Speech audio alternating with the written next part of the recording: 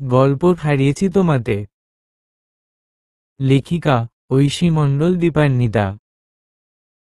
নিজের বাবার বন্ধুর মেয়ের হবু স্বামী হিসেবে নিজের প্রিয় মানুষটাকে দেখে চমকে উঠল সুচি। যে মানুষটাকে সুচি নিজের সবটুকু দিয়ে ভালোবেসেছে আজ সেই মানুষটাই তার চোখের সামনে অন্য কারোর হচ্ছে, এটা যেন কিছুতেই মেনে নিতে পারছে না সুচি।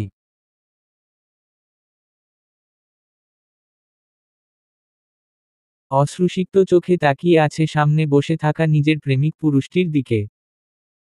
অন্যদিকে মাহের নিশ্চুপ হয়ে বসে আছে রুহি, সুচির বাবার বন্ধুর মেয়ে, পাশে।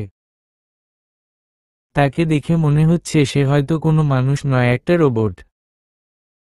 আর এই দিকে সুচি সেই একইভাবে তাকিয়ে আছে মাহেরের দিকে।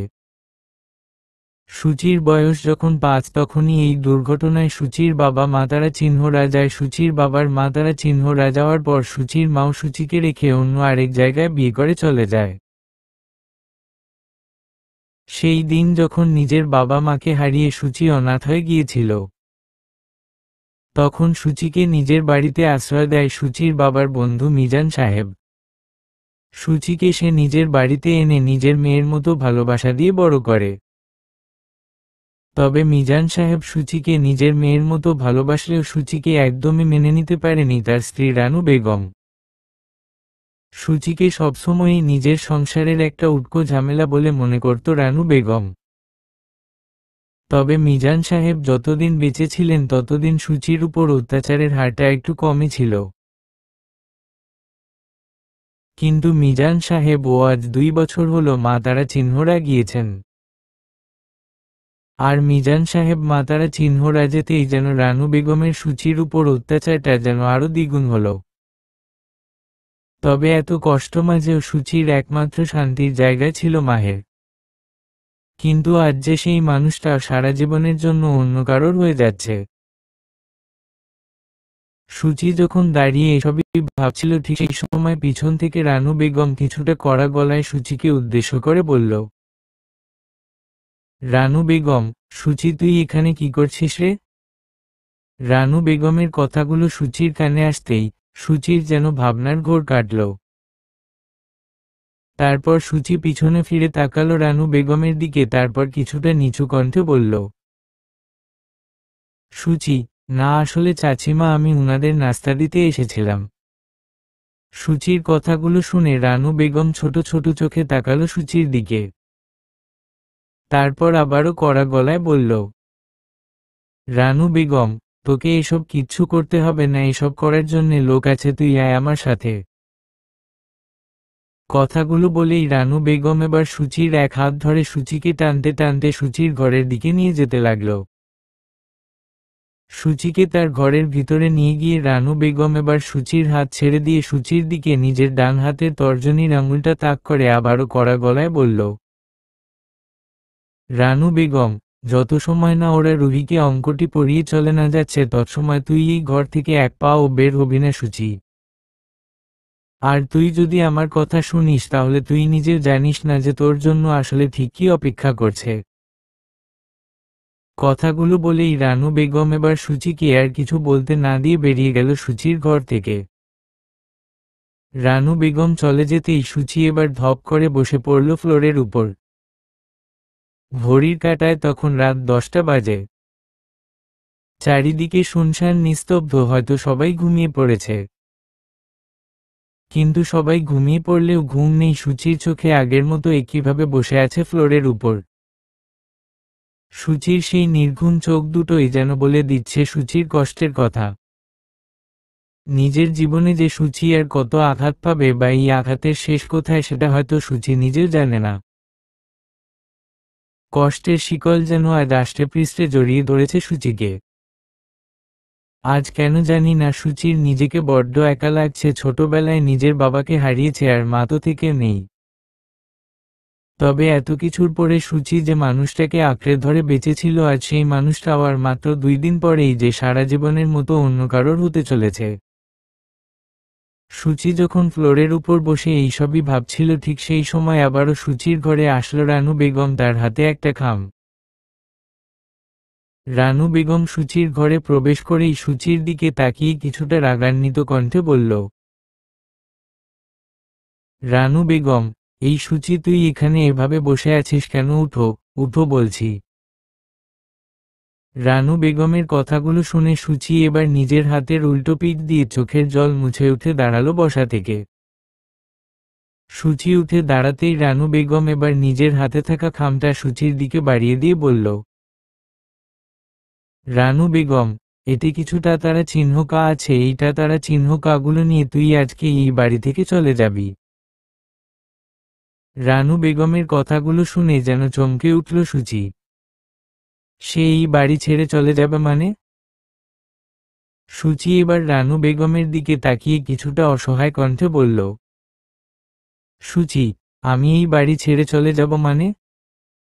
সূচির কথাগুলো শুনে রানু বেগম আবারও আগের ভঙ্গিতে বলল, রানু বেগম, হ্যাঁ, তুই এই বাড়ি ছেড়ে চলে যাবি কারণ আমি চাই না যে তুই রুহির বিয়েতে এখানে থাকিস। সূচিকে এই কথাগুলো বলেই রানু বেগম এবার নিজের মনে মনে বলল, রানু বেগম, কারণ আমি জানি তুই যদি এই বাড়িতে থাকিস তাহলে মাহের কিছুতেই আমার মেয়েকে বিয়ে করবে না। তাই রুহির বিয়ের আগেই তোকে যে করেই হোক এই বাড়ি থেকে তাড়াতে হবে, যে করেই হোক।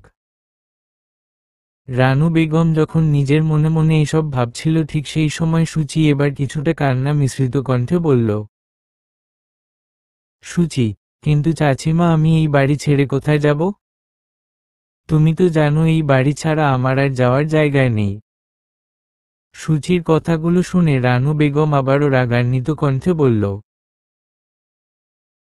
রানু বেগম, তুই কোথায় যাবি না যাবি সেটা তোর ব্যাপার, কিন্তু তোর আর এই বাড়িতে থাকা যাবে না, এটাই আমার শেষ কথা, বুঝেছিস?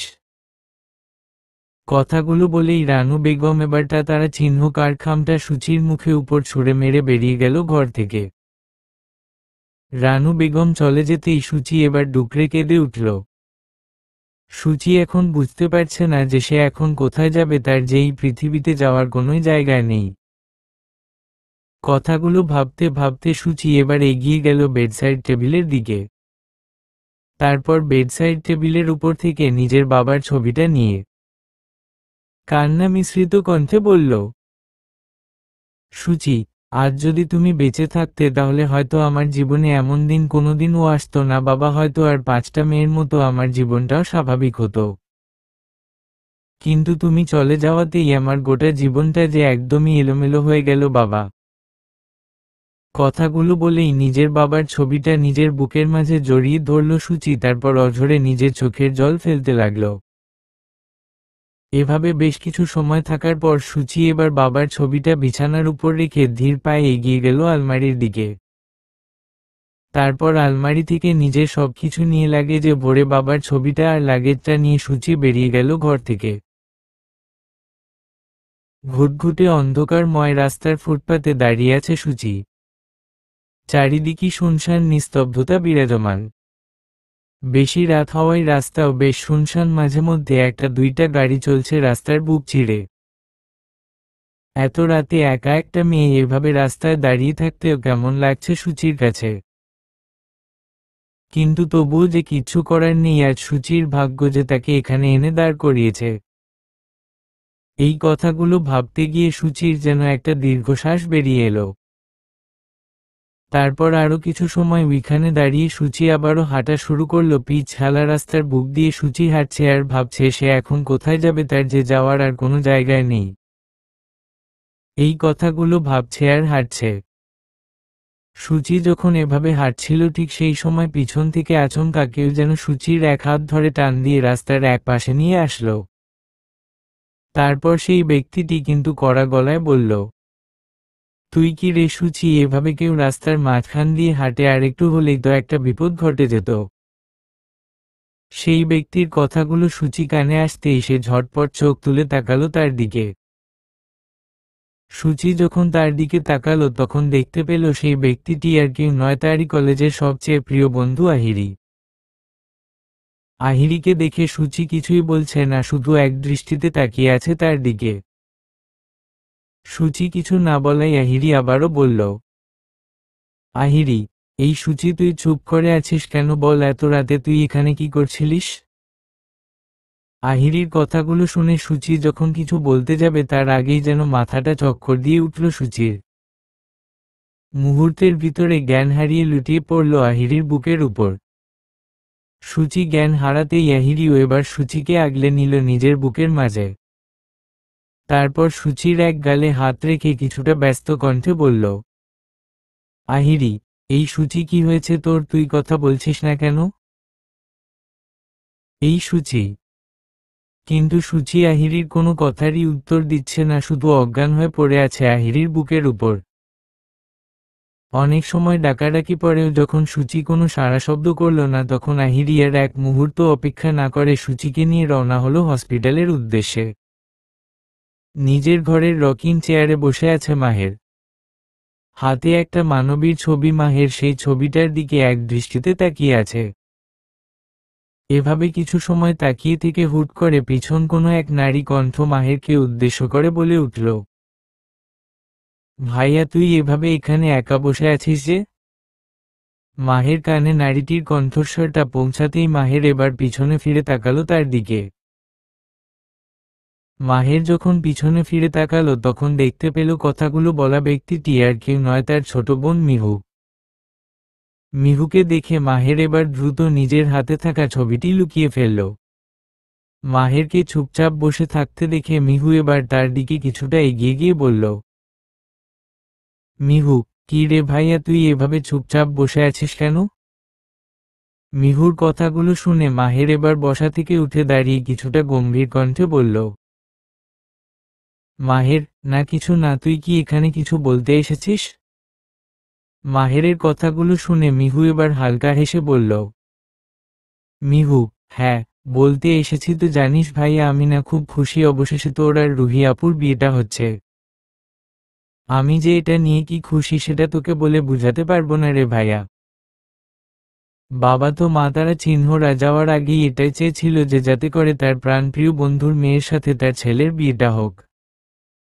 মিহুর এই কথাগুলো শুনে মাহের যেন কিছুটা বিরক্ত হলো। তারপর মাহের কড়া গলায় বলল, মাহের, তুই কি এই কথাই বলতে এসছিস নাকি মিহু, নাকি তোর আরো কথা আছে? যদি তোর এই কথাটা ছাড়া আর কোনো কথা থাকে তাহলে বল, না হলে এখান থেকে যা, আমাকে একটু একা থাকতে দে। মাহেরের কথাগুলো শুনে এক মুহূর্তের ভিতরে যেন মিহুর ঠোঁটের কোণ থেকে হাসির রেখাটা মিলিয়ে গেল। মিহু এবার মাহেরের দিকে তাকিয়ে বলল, মিহু, কি হয়েছে ভাইয়া তোর, তুই এভাবে কেন কথা বলছিস, তাহলে কি তুই এই বিয়েতে খুশি নস? মিহুর কথাগুলো শুনে মাহের আবারও আগের ভঙ্গিতে বলল, মাহের, মিহু, আমি তোকে একবার বলছি না, আমাকে একটু একা থাকতে দে প্লিজ, তুই যা এখন এখান থেকে। মাহেরের কথাগুলো শুনে মিহু এবার কিছুটা নিচু কণ্ঠে বলল, মিহু, ঠিক আছে। কথাগুলো বলেই মিহু আর দাঁড়ালো না, কিছুটা ধীর পায়ে বেরিয়ে গেল মাহেরের ঘর থেকে। মিহু চলে যেতেই মাহের এবার ধপ করে বসে পড়ল রকিং চেয়ারের উপর। প্রকৃতিতে দিনের সূচনা ঘটেছে। অন্য দিনের তুলনায় আজকের সূর্যের তেজও যেন একটু বেশি। হসপিটালের কোনো এক কেবিনের বেডে ঘুমিয়ে আছে সূচি আর পাশের চেয়ারে বসে আছে আহিরি। আহিরি যখন এভাবে সূচির পাশে বসেছিল ঠিক সময় সে লক্ষ্য করল সূচি ধীরে ধীরে নিজের চোখের পাতা খুলছে। হয়তো তার ঘুম ভাঙছে। সূচি যখন নিজের চোখের পাতা খুলে সামনের দিকে তাকালো তখন দেখতে পেল আহিরি বসে আছে তার সামনে। সূচি আহিরির দিকে তাকাতেই আহিরি এবার কিছুটা নরম গলায় বলে উঠল, আহিরি, এখন শরীর কেমন লাগছে রে সূচি? আহিরির কথাগুলো শুনে সূচি এবার কিছুটা ফুটবল কণ্ঠে বলল, সূচি, আমি এখন ঠিক আছি। সূচির কথাগুলো শুনে আহিরি আবারও বলল, আহিরি, কাল অত রাতে তুই রাস্তায় কি করছিলি সূচি? আহিরির কথাগুলো শুনে সূচির আবারও মনে পড়ে গেল গতকাল রাতে সেই ঘটনাগুলোর কথা। কিভাবে নিজের ভালোবাসার মানুষটাকে অন্য কারোর হয়ে যেতে দেখছিল সূচি। কথাগুলো মনে পড়তেই আবারও একরাশ কষ্টের মেঘ ভিড় করল সূচির মন আকাশে। সূচিকে এভাবে চুপচাপ থাকতে দেখে আহিরি আবারও বলল, আহিরি, কি রে সুচি, তুই চুপ করে আছিস কেন? আমি যেটা বলছি তার উত্তর দে। আহিরির কথাগুলো শুনে সুচি এবার একটা দীর্ঘশ্বাস ছেড়ে বলল, সুচি, আমার সবকিছু শেষ হয়ে গেছে রে আহিরি। সুচির কথাগুলো শুনে আহিরি এবার নিজের কপালে দুটো ভাঁজ ফেলে বলল, আহিরি, তোর সব শেষ হয়ে গেছে মানে তুই এসব কি বলছিস সুচি? আহিরির কথাগুলো শুনে সুচি আবারও একটা দীর্ঘ শ্বাস ছেড়ে আহিরিকে সবকিছু খুলে বলল। সুচির মুখ থেকে সবকিছু শোনার পর আহিরি এবার বেশ কিছু সময় নিশ্চুপ হয়ে রইল। অন্যদিকে সুচির চোখ দুটো দিয়ে অনবরত নোনাপানি গড়িয়ে পড়ছে। সুচিকে এভাবে কাঁদতে দেখে আহিরি এবার সুচির চোখের জলগুলো মুছিয়ে দিয়ে বলল, আহিরি, তুই এভাবে কাঁদিস না রে সুচি, দেখবি সবকিছুই ঠিক হয়ে যাবে। আর আমি তো আছি নাকি, তুই আমার সাথে আমার বাড়িতে যাবি কেমন? আহিরির কথাগুলো শুনে সুচি এবার তার দিকে তাকিয়ে বলল, সুচি, তোর বাড়িতে কিন্তু? সুচির বলা কথাগুলো শেষ হলো না তার আগেই আহিরি আবারও বলল, আহিরি, হ্যাঁ আমার বাড়িতে, তোকে আমি এভাবে কিছুতেই একা ছাড়ব না রে সুচি। আহিরির কথাগুলো শুনে সুচি আবারও বলল, সুচি, কিন্তু আহিরি আমি তোর বাড়িতে গেলে আবার কোনো ঝামেলা হবে না তো? সুচির কথাগুলো শুনে আহিরি এবার আবারও বলল, আহিরি, না হবে না, আর আমি তো আছি, তোকে এসব নিয়ে এত ভাবতে হবে না। তারপর সুচি আবারও বলল, সুচি, ঠিক আছে আমি যাব। সুচির কথাগুলো শুনে আহিরি এবার হালকা হেসে বলল, আহিরি, এই তো গুড গার্ল। ঠিক আছে, তুই এখন রেস্ট নে, আমি হসপিটালের ফর্মালিটিস মিটিয়ে আছিস। কথাগুলো বলেই আহিরি বেরিয়ে গেল সুচির কেবিন থেকে, আর সুচি একইভাবে শুয়ে রইল বেডের উপরে। রুহি নিজের ঘর থেকে বেরিয়ে লম্বা করিডোর ধরে এগিয়ে চলেছে সুচির ঘরের দিকে। কাল রাতে নিজের আংটি পরানোর অনুষ্ঠানের সময় সেই যে সুচিকে একটু দেখছিল, তারপর এখনো পর্যন্ত সুচির কোনো পাত্তা নেই। সুচি তো জানে যে সকালে তার হাতের চা না খেলে যে রুহির দিনটাই ভালো কাটে না, কিন্তু এখন সকাল 10টা বাজে কিন্তু এখনো পর্যন্ত সুচি চা নিয়ে আসার নাম নেই। তাই তো রুহি নিজেই যাচ্ছে সুচির ঘরে, যে সে এমন কি কাজ করছে যে এখনো পর্যন্ত সকালে চাটা তাকে দিতে পারল না। এই কথাগুলো ভাবতে যখন রুহি সুচির ঘরের দিকে যাচ্ছিল, ঠিক সেই সময় পিছন থেকে রানু বেগম বলে উঠল, রানু বেগম, তুই ওইদিকে কোথায় যাচ্ছিস রে রুহি? রানু বেগমের কথাগুলো রুহির কানে আসতেই রুহি ওইখানে দাঁড়িয়ে পড়ল।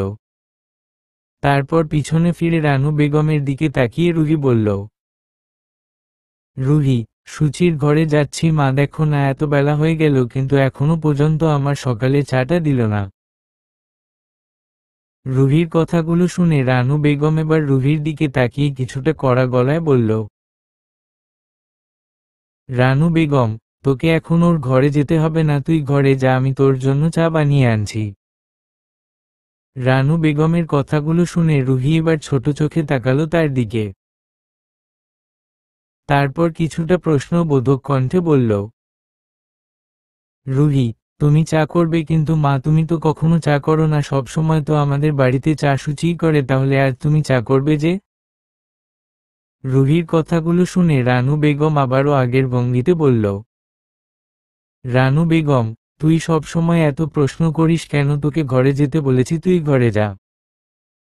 রানু বেগমের কথাগুলো শুনে রুহি আবারও বলল, রুহি, ঠিক আছে।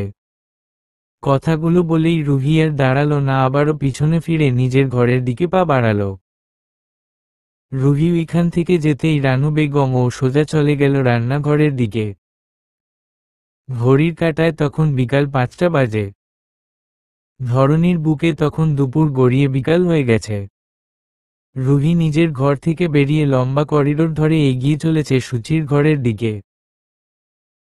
কাল রাতে নিজের আংটি পরানোর অনুষ্ঠানের সময় সেই যে সুচিকে একটু দেখছিল, তারপর এখনো পর্যন্ত সুচির কোনো পাত্তা নেই। সুচি তো জানে যে সকালে তার হাতের চা না খেলে যে রুহির দিনটাই ভালো কাটে না, কিন্তু এখন সকাল 10টা বাজে কিন্তু এখনো পর্যন্ত সুচি চা নিয়ে আসার নাম নেই।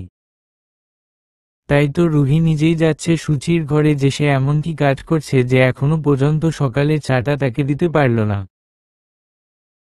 এই কথাগুলো ভাবতে যখন রুহি সুচির ঘরের দিকে যাচ্ছিল, ঠিক সেই সময় পিছন থেকে রানু বেগম বলে উঠল, রানু বেগম, তুই ওইদিকে কোথায় যাচ্ছিস রে রুহি?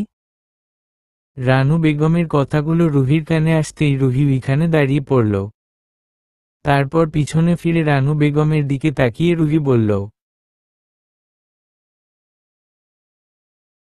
রুহি, সুচির ঘরে যাচ্ছি মা, দেখো না এত বেলা হয়ে গেল কিন্তু এখনো পর্যন্ত আমার সকালের চাটা দিল না। রুহির কথাগুলো শুনে রানু বেগম এবার রুহির দিকে তাকিয়ে কিছুটা কড়া গলায় বলল, রানু বেগম, তোকে এখন ওর ঘরে যেতে হবে না, তুই ঘরে যা, আমি তোর জন্য চা বানিয়ে আনছি। রানু বেগমের কথাগুলো শুনে রুহি এবার ছোট চোখে তাকালো তার দিকে। তারপর কিছুটা প্রশ্নবোধক কণ্ঠে বলল, রুহি, তুমি চা করবে? কিন্তু মা, তুমি তো কখনো চা করো না, সবসময় তো আমাদের বাড়িতে চা সুচিই করে, তাহলে আর তুমি চা করবে যে? রুহির কথাগুলো শুনে রানু বেগম আবারও আগের ভঙ্গিতে বলল, রানু বেগম, তুই সব সময় এত প্রশ্ন করিস কেন? তোকে ঘরে যেতে বলেছি, তুই ঘরে যা। রানু বেগমের কথাগুলো শুনে রুহি আবারও বলল, রুহি, ঠিক আছে। কথাগুলো বলেই রুহি আর দাঁড়ালো না, আবারও পিছনে ফিরে নিজের ঘরের দিকে পা বাড়ালো। রুহি ওইখান থেকে যেতেই রানু বেগম ও সোজা চলে গেল রান্নাঘরের দিকে। ঘড়ির কাঁটায় তখন বিকাল 5টা বাজে। ধরণীর বুকে তখন দুপুর গড়িয়ে বিকাল হয়ে গেছে।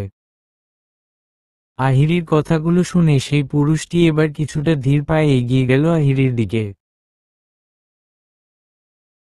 তারপর প্যান্টের পকেটে এক হাত রেখে আহিরির দিকে তাকিয়ে বলল, কাল সারারাত বাড়ি ফিরেনি মনে কেন? তুই জানিস তোর জন্য আমি ঠিক কতটা চিন্তা করেছি।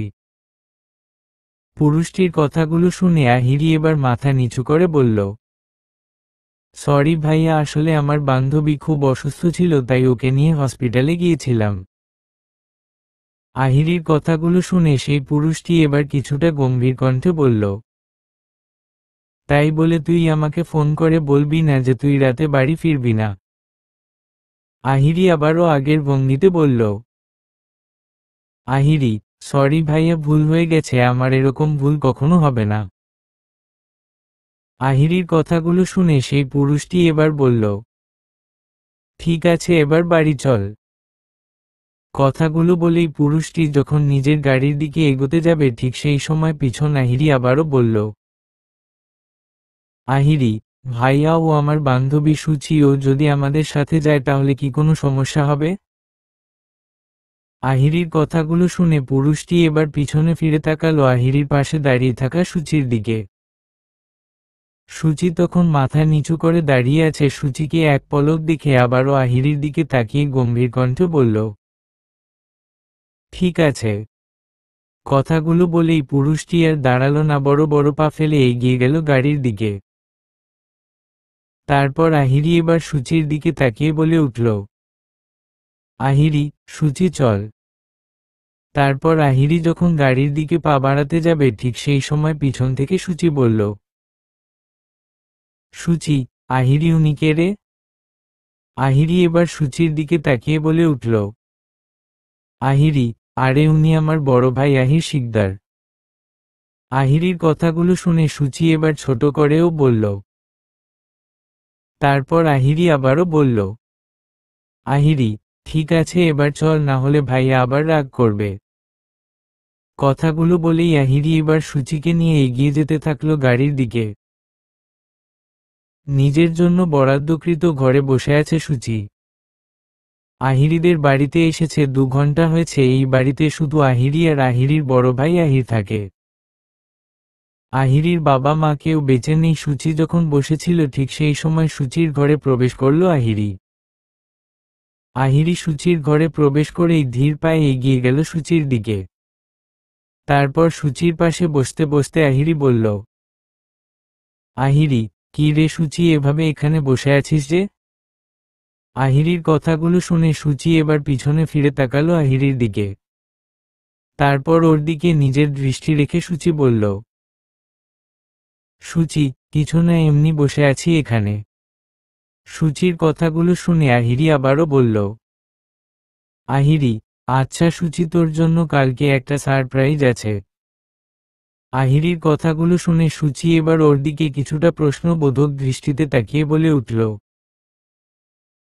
সূচি, কি সারপ্রাইজ রে আহিরি? সূচির কথাগুলো শুনে আহিরি এবার হালকা হেসে বলল, আহিরি, সেটা না হয় কালকেই জানতে পারবি কেমন। আহিরির কথাগুলো শুনে সূচি কিছুই বলল না, শুধু চুপচাপ বসে রইল নিজের জায়গায়। তারপর আহিরি আবারও বলল, আহিরি, ঠিক আছে সূচি, তুই এখন ঘুমিয়ে পড়, অনেক রাত হয়ে গেছে। কথাগুলো বলেই আহিরি আর দাঁড়ালো না, বসা থেকে উঠে দাঁড়িয়ে বেরিয়ে গেল ঘর থেকে। এভাবে পার হয়ে গেল গোটা একটা রাত আর একটা দিন। ঘড়ির কাঁটায় তখন বিকাল 5টা বাজে। আহিরি সূচিকে নিয়ে কোথাও একটা যাওয়ার জন্য রওনা হয়েছে। তারা দুইজন কোথায় যাচ্ছে সেটা সূচি জানে না। আহিরি তাকে বলেনি যে সূচিকে নিয়ে সে আসলে কোথায় যাচ্ছে। গাড়ির ভিতরে বসে আছে আহিরি আর সূচি। সূচি এবার আহিরির দিকে তাকিয়ে বলে উঠল, সূচি, হ্যাঁ রে আহিরি, তুই আমাকে নিয়ে কোথায় যাচ্ছিস? সূচির কথাগুলো শুনে আহিরি এবার সূচির দিকে তাকিয়ে বলল, আহিরি, সেটা তো গেলেই বুঝতে পারবি সূচি, এখন চুপচাপ বসে থাক। আহিরির কথাগুলো শুনে সূচি আর কিছুই বলল, চুপচাপ বসে রইল নিজের জায়গায়। এর কিছু সময় পর আহিরিদের গাড়িটা গিয়ে পৌঁছালো একটা কমিউনিটি সেন্টারের সামনে। তারপর গাড়ি থেকে নামলো আহিরি আর সূচি। সূচি থেকে নেমে একবার চোখ বুলিয়ে নিল গোটা কমিউনিটি সেন্টার। কমিউনিটি সেন্টারটা যেন আলোর রোশনাতে ঝলমল করছে। কমিউনিটি সেন্টারকে একবার দেখে সূচি এবার আহিরির দিকে তাকিয়ে বলে উঠল, সূচি, আহিরি, তুই আমাকে এখানে আনলি কেন? কিন্তু আহিরি কিছুই বলল না, সূচির এক হাত ধরে প্রবেশ করল কমিউনিটি সেন্টারের ভিতরে। সূচি যখন ভিতরে প্রবেশ করল তখন দেখতে পেল বিয়ের আসরে বর বেশে বসে আছে মাহের, আর তার পাশে কনে সাজে বসে আছে রুহি। মাহের আর রুহিকে এভাবে দেখে সূচি বুকটা যেন কেঁপে উঠল। নিজের ভালোবাসার মানুষটা আজ অন্য কারোর হতে চলেছে। অন্যদিকে আহিরি এবার মাহেরের দিকে তাকিয়ে বলে উঠল, আহিরি, নিজের ভালোবাসার মানুষটাকে রেখে আরেকজনকে বিয়ে করছেন মাহের ভাইয়া? আহিরির কথাগুলো শুনে মাহের এবার চোখ তুলে তাকালো ওর দিকে। তারপর আহিরির পাশে সূচিকে দাঁড়িয়ে থাকতে দেখে কিছুটা চমকে উঠল। অন্যদিকে আহিরিকে আগে থেকে চিনত রুহি। সূচির বন্ধু হিসেবে রুহি এবার মাহেরের পাশ থেকে উঠে দাঁড়িয়ে আহিরির দিকে তাকিয়ে বলে উঠল, রুহি, আহিরি, তুমি এখানে যে? রুহির কথাগুলো শুনে আহিরি এবার রুহির দিকে তাকিয়ে বলে উঠল, আহিরি, তোমাকে একটা কথা জানানো ছিল রুহি, তাই এখানে আসা। আহিরির কথাগুলো শুনে রুহি এবার আহিরির দিকে কিছুটা এগিয়ে গিয়ে বলল, রুহি, কি কথা জানানোর আছে তোমার? তারপর আহিরি আবারও রুহির দিকে তাকিয়ে বলে উঠল, আহিরি, রুহি, তুমি কি জানো যে সূচি আর মাহের একে অপরকে ভালোবাসে? আহিরির কথাগুলো শুনে রুহি যেন চমকে উঠল। তারপর নিজের মাঝে চমকানো ভাবটা বজায় রেখে বলল, রুহি, তুমি এসব কি বলছো? আহিরি, সূচি আর মাহের একে অপরকে ভালোবাসে? আহিরি, হ্যাঁ, সূচি আর মাহের একে অপরকে ভালোবাসে। তারপর আহিরি রুহিকে সব কথা খুলে বলল, যে কিভাবে রানু বেগম সূচির সাথে অন্যায় করেছে, কিভাবে সূচিকে বাড়ি থেকে বের করে দিয়েছে। আহিরি মুখ থেকে সব কথা শুনে রুহি এবার তাকালো দূরে দাঁড়িয়ে থাকা রানু বেগমের দিকে। রানু বেগম তখন দূরে মাথা নিচু করে দাঁড়িয়ে আছে। রুহি এবার রানু বেগমের দিকে কিছুটা এগিয়ে গিয়ে শক্ত গলায় বলে উঠল, রুহি, মা আহিরি যেটা বলছে সেটা কি ঠিক? কিন্তু রানু বেগম কিছু বলছে না, একইভাবে দাঁড়িয়ে আছে নিজের জায়গায়। রানু বেগম কিছু না বলাই রুহি এবার কিছুটা চিৎকার করে বলে উঠল, রুহি, কি হলো মা, তুমি চুপ করে আছো কেন? আমি যেটা বলছি তার উত্তর দেও। রুহির কথাগুলো শুনে রানু বেগম যেন এবার কিছুটা চমকে উঠল। তারপর রুহির দিকে কাঁপা কাঁপা চোখে তাকালো। রুহির দিকে যখন রানু বেগম তাকালো তখন দেখতে পেল রুহির চোখ দুটো দিয়ে যেন আগুনের হলকা বের হচ্ছে। তারপর রানু বেগমের দিকে তাকিয়ে রুহি রাগান্বিত কণ্ঠে বলল, রুহি, তুমি কি করে এমন একটা কাজ কিভাবে করতে পারলে মা? নিজের মেয়ের জীবন বোঝাতে গিয়ে তুমি আরেকটা মেয়ের জীবন এভাবে নষ্ট করলে। রুহির কথাগুলো শুনে রানু বেগম এবার রুহির দিকে তাকিয়ে কান্না মিশ্রিত কণ্ঠে বলল, রানু বেগম, আমার ভুল হয়ে গেছে রে রুহি, এরকম ভুল আর কখনো হবে না। রানু বেগমের কথাগুলো শুনে রুহি কিছু বলছে না, শুধু মাথাটা নিচু করে দাঁড়িয়ে আছে। তাকে দেখে মনে হচ্ছে সে খুব রেগে গেছে। এভাবে বেশ কিছু সময় থাকার পর রুহি এবার এগিয়ে গেল সুচির দিকে। সুচির দিকে এগিয়ে গিয়ে রুহি এবার সুচির এক হাত নিজের হাতের মুঠোয় নিয়ে বলল,